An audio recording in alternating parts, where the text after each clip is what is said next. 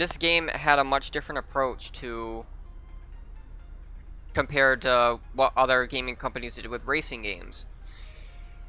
Mainly because there was parts that you could get, like the brake, the steering, and the tire, and you get a bonus set for that. And not only that, like, for every grade of your parts, you get additional stats too. Which, to me, that was something that was never really done before. The layout is basically the same as if you were to think like an MMORPG. It's literally the same layout. See, right here you got power option and rare option that I've got on here. And that's actually additional stats from when I did the bingos, which I don't have any right now. The bingos are what you can do. You can buy those in the store, and then you use gemstones, like this, like these right here. You use specific gemstones, and you use the previous grade of what you actually want to upgrade to. And when you match to the requirements, you'll get the next grade up. Unique grade is harder to do. It's got an actual chance to fail, and when it fails, you get like this ugly looking box that's actually a recycling item.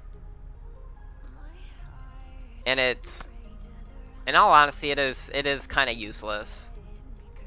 But yeah, so, and not only that, there's also transmission speeds, and there's also a booster. And not only that though, there's also fuel economy in this game, which is actually a pretty nice thing too. A lot of racing games didn't do that. I mean, you had the fuel, and mostly fuel economy stuff was more of like a simulator based thing, but they incorporated that into this game. Drift City did a similar thing too, but it wasn't as in-depth as what RayCity did. And not only that too, RayCity actually, when it comes to parts, when you get bonus stats like these are actually coefficient values.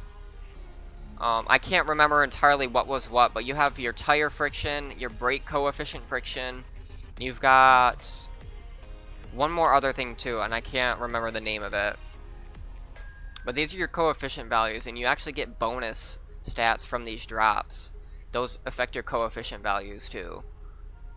Red RPM and max RPM. Red RPM is your RPM when you're not using boost. Your max RPM is the RPM when you're using boost. And the higher these values, the faster you go. For every, if I remember correctly, for every 100 of it that you get for in terms of red RPM and max RPM, it increases your speed by 1 kilometer.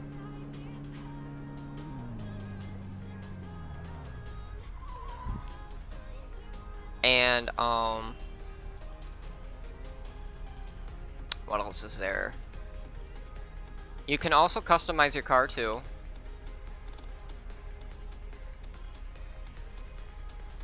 This is pretty much your body kit. This is the hood, the roof, the door, the wing, and then headlights, tail lights, wheel, side skirts, rear bumper, front bumper, and roof accessory. I can't remember what this one was. It's been a minute. You can customize the paint too, a license plate. The film is actually your window tint. And then you have vinyls that you can apply. Yeah, this game was really, really innovative. And that's why I say, like, this game had such a good opportunity to grow, but for me personally, it was ahead of its time. It did not get it was the time frame that it was released in, and the year, it was just really far ahead of its time. Because no other racing game really did it as in-depth as what RayCity did. The closest that you see now is like, similarly with like the concepts are like Forza and simulator-based Simcade games and some arcade games like Need for Speed. They've all got like elements here and there, but they don't have everything that's so innovative like RayCity. And this is like your secondary slot for customizing. This is like your... It's just the display slot. Your bonus set doesn't apply in this slot. It's just for display only. Whereas for here, for here, your bonus stats will apply. And not only that, too, like when your durability is low, this icon here in the corner here, where it says that red T, my tire durability is low. So it'll let you know when your durability is low on stuff. When it's getting to that point, it'll be yellow first, and then when it's like at really low durability, it'll switch to red.